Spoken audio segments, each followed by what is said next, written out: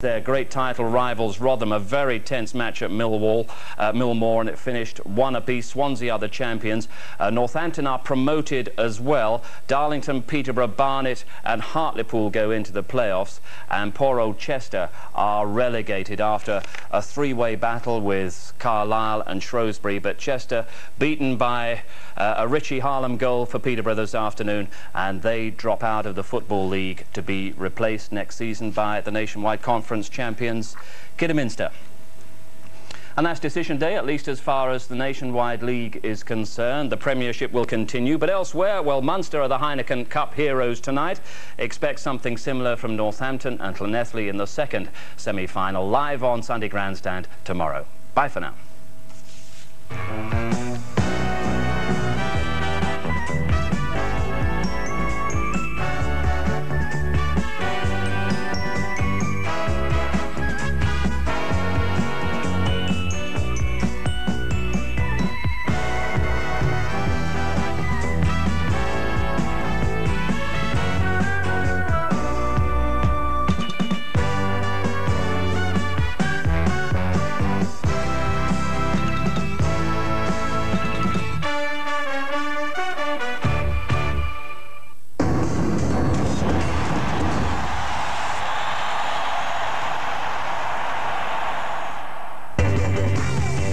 From Arsenal to York City, BBC Online has the latest on your club at bbc.co.uk/football. Tonight on BBC One, and the fun starts at 6:05 with a question of pop. We've enticed some of the biggest pop stars in history to join us. At 6:35, Gabby's guests compete for the chance to fulfil their wildest dreams in whatever you want. Whatever it is that you want, you can win it right here. At 7:25, the National Lottery winning lines with Simon Mayo. You've got to be fast to last. Plus 2 live lottery draws with an estimated jackpot of £7 million. Tonight on BBC One. Uncivilized, unrestrained, unchecked, undomesticated, undisciplined, uncontrolled, unpredictable. Redefining natural history. Groundbreaking wildlife documentaries. Wild begins Monday at 8 on BBC Two. This is BBC One. Now the BBC News with Sian Williams. It's 6:45. The IRA says it's ready to start putting arms beyond use. The unionists say the move breaks new ground, but questions remain. The new London mayor gets things moving by offering jobs in his cabinet. And Coulthard revs up for the Grand Prix days after surviving a plane crash.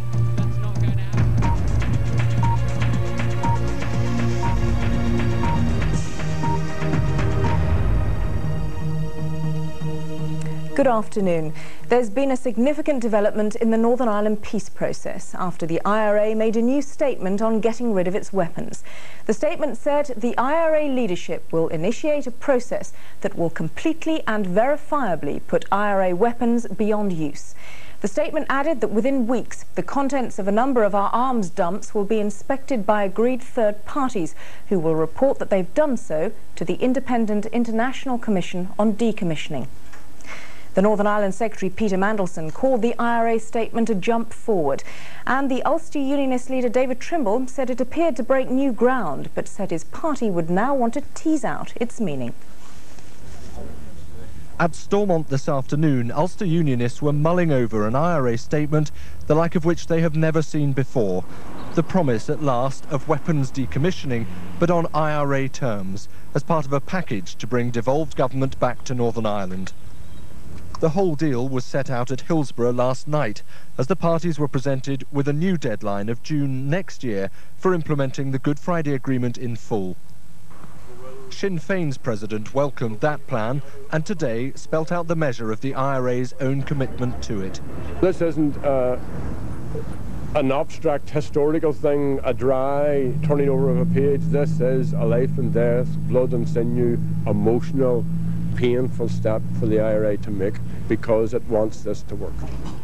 It holds out the prospect of a return to the power-sharing executive which, for 10 short weeks, placed Republicans and Unionists side by side in government, which had Martin McGuinness as Minister for Education, his colleague Barbara de Bruyn taking decisions on local hospital closures, and David Trimble as First Minister for Northern Ireland. The chances of getting back there are largely in his hands. He's already canvassing Unionist opinion. If he believes in the IRA statement, he will have to sell it to a sceptical party. There are some interesting things in this statement. It does appear to break new ground. There are some positive aspects to it, some very positive aspects to it, but there are also some questions that we have already raised with people that we want to just tease out the meaning of. For example, who will be allowed to inspect IRA arms dumps like this one to ensure that nothing's been removed? What does the IRA mean by putting weapons beyond use, and how long will that process take?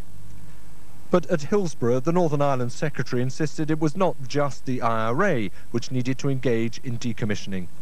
And I hope very much that the other paramilitary organisations will do as they have said they will do, and that is when the IRA made this move at long last, they will follow too and make the sort of moves and make the sort of commitment which I believe the IRA has announced today. Stormont for now is nothing more than a museum piece, a good school visit. In 2 weeks' time, it could be Northern Ireland's centre of power again. It's up to the Ulster Unionist Party to decide if conditions are now right for them to make that happen. David Eads, BBC News, Stormont. Well, let's go over to David Eads now, who's outside the Assembly buildings at Stormont.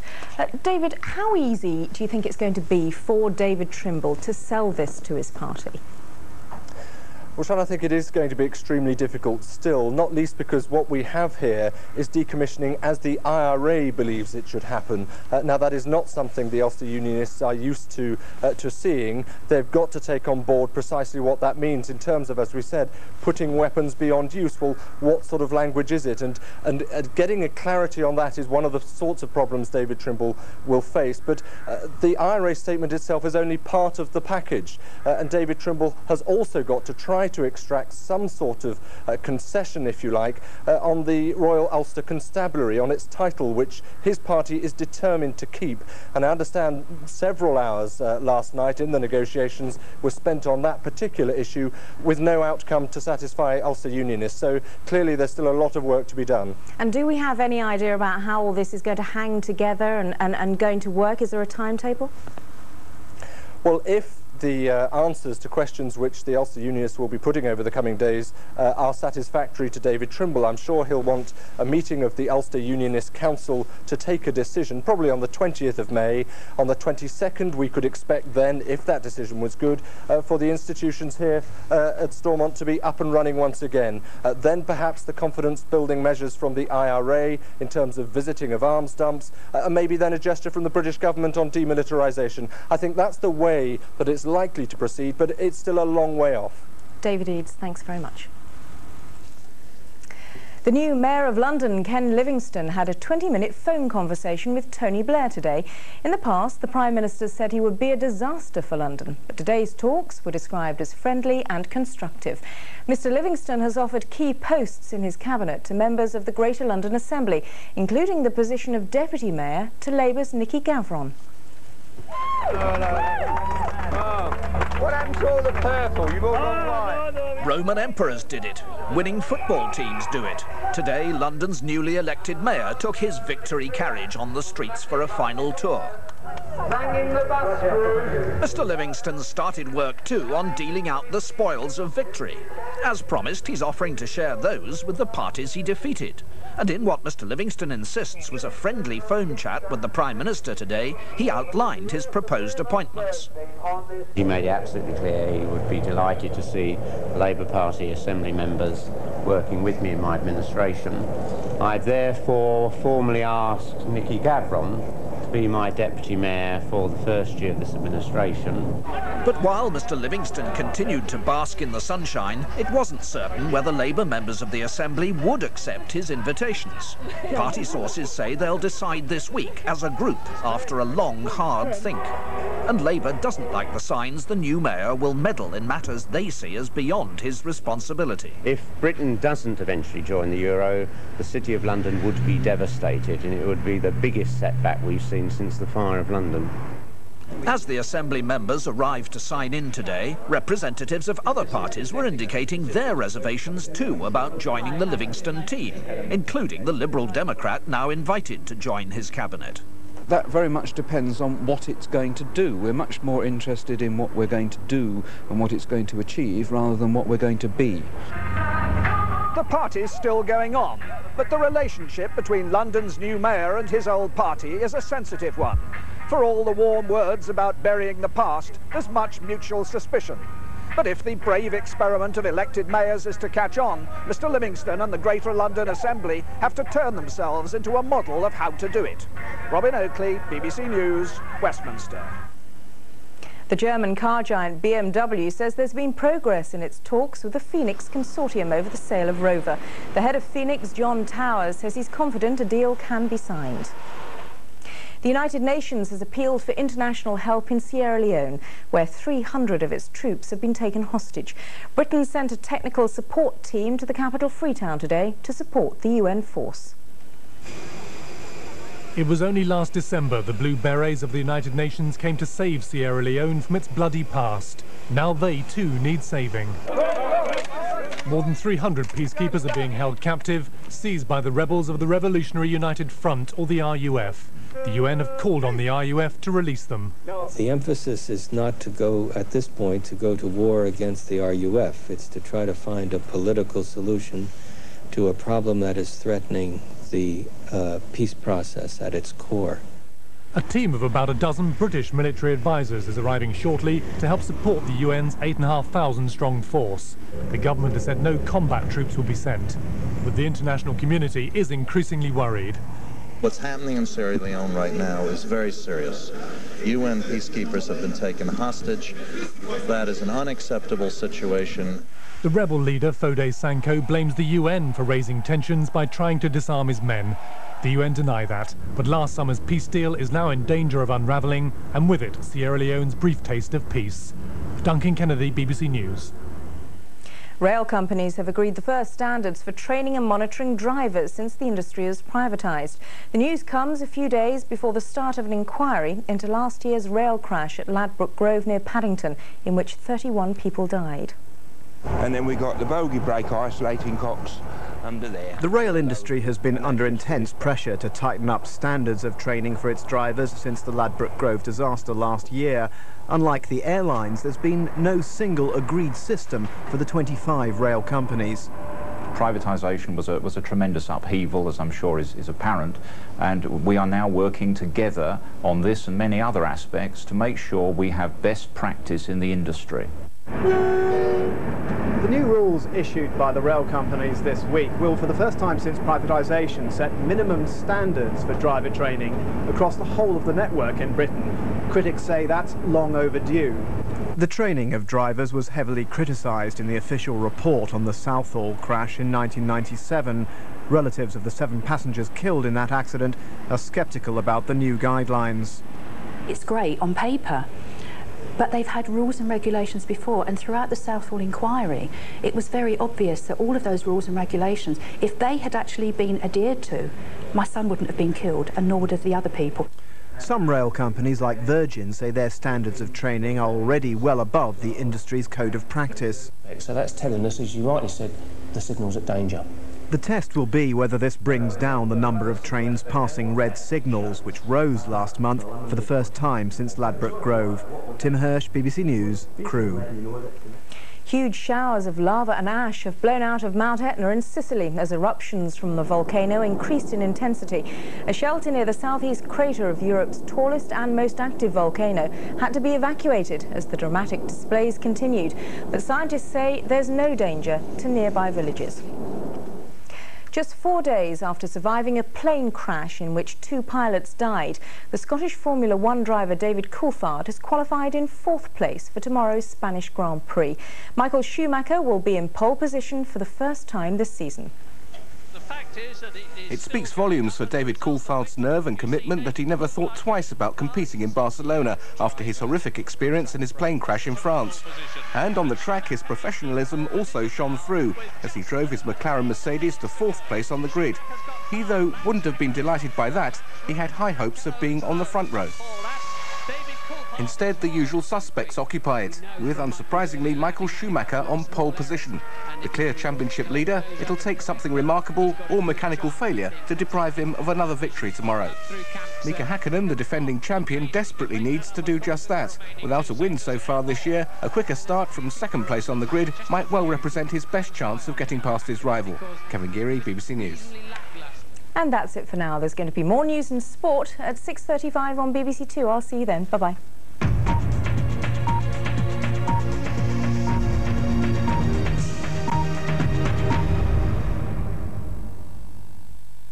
Deputy Prime Minister John Prescott is one of the guests for On the Record with John Humphreys, tomorrow at midday, here on BBC One. Good evening to you. Today has been the warmest day so far this year, with 25 reported in both London and Southampton. But a little bit further away to the east and certainly up the North Sea coast, it's been a rather chilly day. Bournemouth and Lucas, no higher than 8 or 9 degrees. The onshore breeze and that low cloud really holding the temperatures down. Now, we do have some cloud working its way through Ireland and up into the western parts of Scotland, not giving much rain. Also, we've seen some thunderstorms develop in the south. 1 or 2 went through Southampton, and more are brewing up now, especially along the south coast here, not too far away from the Channel Islands, as well as those we've got across in towards Holland and also Belgium. Now, some of those could come across us overnight tonight, and again the same problem we've had over the last few nights with that mist and low cloud returning, giving us a range of temperatures from 3 in Scotland to a mild and humid night in the south of 13 or 14 degrees.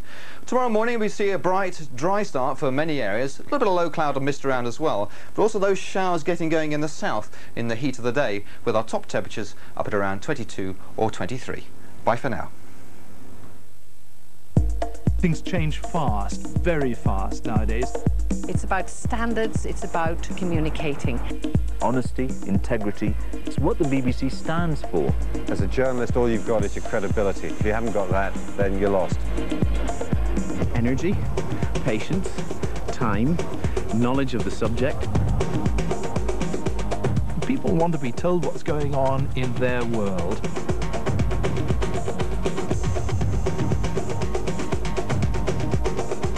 This is BBC News 24. I'm Gavin Essler.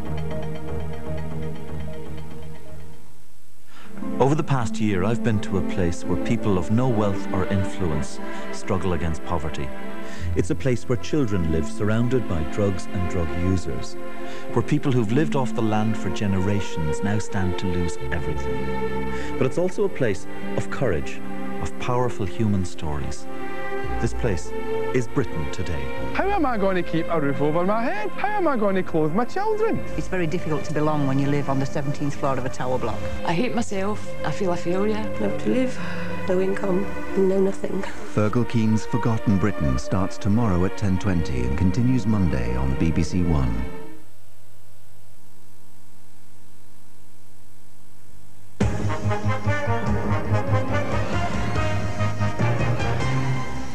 Good evening. 3 people have been arrested after a man's death at a holiday site in Norfolk.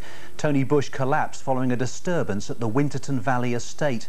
Only 2 months ago, he'd been to Buckingham Palace to collect an MBE from the Queen. A gentle giant credited with saving literally hundreds of lives over the last 37 years of Coast Guard service. Last night, he'd been patrolling the family-run site at Winterton. Today, detectives were trying to find out exactly what happened. It's dumbstruck. Terrible, terrible loss, isn't it? Great man he was. A real friendly guy. That's the only way you can describe him. Extremely helpful. Tony Bush only retired from the Auxiliary Coast Guard 2 months ago. Tony did a magnificent job for Winterton Coast Guard for 37 years, turning out in all weathers, all times of the day and night, and he really dedicated his life to saving other people's lives, and that's why it's such a terrible, terrible tragedy. He was a great character, more than larger than life, big, ever such a big bloke, as gentle. He was, if he could do anything diplomatically, he'd sort out diplomatically, and he wasn't afraid to tell people where they stood. But I mean, I've never seen the man angry or any terms of being a violent person at all. Tonight, investigations into the circumstances of his death continue, but following a post-mortem, police say they are not treating it as murder. 2 women and a man remain in police custody awaiting questioning. Julian Sturdy, BBC Look East, Winterton. The Queen has been at Newmarket Races today to open the new Millennium Grandstand. Facilities in the new building have cost £18 million. As well as opening the stand, the Queen also watched King's Best romp home in the feature race, the 2,000 Guineas. Meanwhile, Princess Alexandra has been in Norfolk to launch an extension to Caister Lifeboat Station. It was her second visit to see the work of the voluntary service, but she remained on dry land while the lifeboat was launched. A Suffolk Punch horse known to thousands of museum visitors over the last 9 years has died following an operation after contracting colic. Zulu, seen here on the right with his brother Zebedee, was the star attraction at Norfolk Rural Life Museum at Gressenhall. The museum is raising funds to train a replacement to join Zebedee. In football, crunch day tomorrow for Ipswich, more on that in a second, but first congratulations to Northampton. They secured automatic promotion to Division 2 after a 2-1 win at Torquay. This was the goal which wrapped it up, scored by Stephen Howard. And come the final whistle, the travelling fans were understandably delighted. So, vital win for the Cobblers. Elsewhere, Peterborough beat Chester 1-0, Southend beat Cheltenham 2-1. In Division 2 locally, not much riding on today's results, but Colchester drew 0-0 at Brentford, Cambridge lost 2-1 against Wickham, and Luton drew with Oldham 1-1. In the conference, Kettering lost 2-0 at Forest Green, 0-0 for Rushton against Doncaster, 1-1 for Stevenage against Southport. Victory though at Wembley today for Suffolk side Earl Soham Victoria. They beat Eastleigh 2-1 to win the Carlsberg Pub Cup. Well, as I said, vital day for Ipswich tomorrow in Division 1. They take on Walsall at home. If they win and rivals Manchester City lose, it's automatic promotion to the Premiership. If not, it's the playoffs. Norwich are at Bolton playing for pride only. Both games kick off at 1:30 and there's full coverage of that Ipswich match on BBC Radio Suffolk. In rugby, bottom Premiership club Bedford hammered again. They went down 60-16 at Gloucester. Tomorrow, Northampton Saints take on Llanelli in the semi-final of the Heineken Cup. OK, so finally to the weather. You may get the odd shower tonight, but most places should stay dry with a low of 9 degrees Celsius. Tomorrow, sunny at first, but cloudy later. Staying warm, though, 21 Celsius, and Monday should be warm too.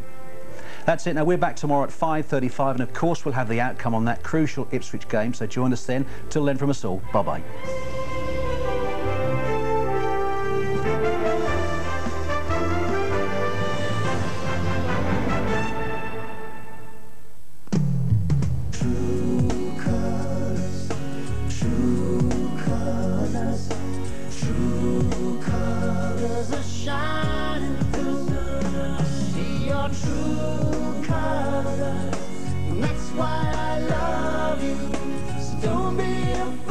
After this year's local elections, what are the region's true colours?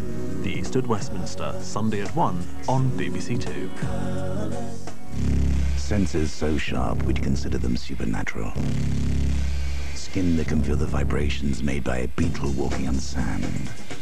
Hearing that allows you to listen to a watch ticking buried under 10 centimetres of snow.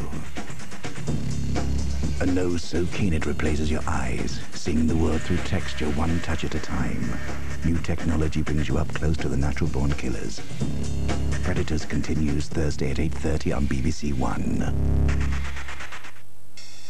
Martin McCutcheon, Maurice Gibb, Engelbert Humperdinck, Jane MacDonald and Ross Kemp are among the celebrities gathered to salute the work of one of Britain's most famous performers.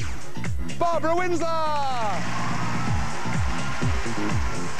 Join Del Winton and a host of stars for our night of songs and celebration as the nation's favourite landlady, Barbara Windsor, becomes the first person to enter the BBC Hall of Fame. Tonight at 9:05 on BBC One.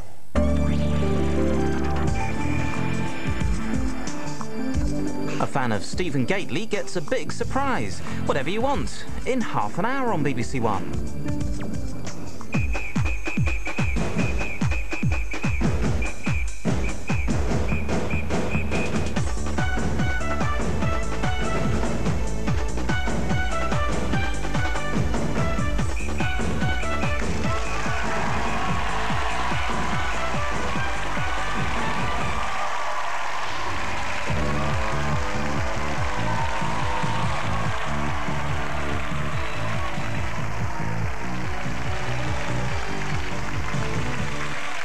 Welcome to Now That's What I Call a Pop Quiz. It's got all the big hits on one bumper album. What Happened Next by MC Theakston, The Picture Board remixed by Fatboy Suggs, and mystery guests featuring the notorious Noddy Holder. As ever, we've enticed some of the biggest pop stars in history to join us, offering them the chance to collaborate with two musical legends. But in the absence of René and Renata, will you please welcome Suggs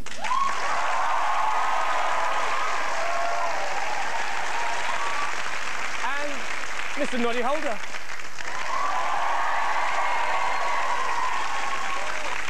Suggs' first guest has spent the last 10 years in the charts. After 11 top 10 hits with Eternal, she's now on course for a glittering solo career. Will you please welcome the very gorgeous Miss Kelly Bryant.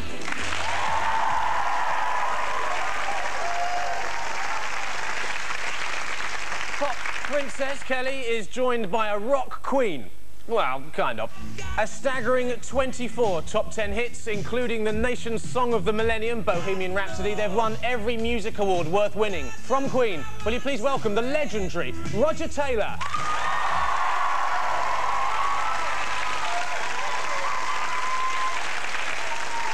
That completes the residents in Suggs' House of Fun and in Noddy's Corner. They're all crazy now, and the first guest fights like me da. They've had 4 consecutive singles go straight in at #1, sold over 3 million albums and single-handedly kept the Irish denim industry afloat. From Bewitched, it's Lindsay.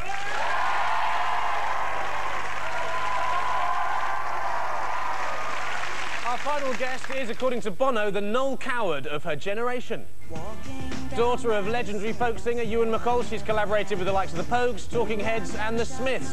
Critics are hailing her new album as the best of her career. It is, of course, Kirsty MacColl.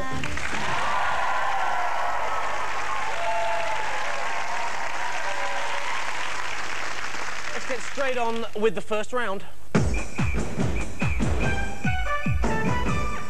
OK, 2 points for correctly identifying the pop star behind each number. As always,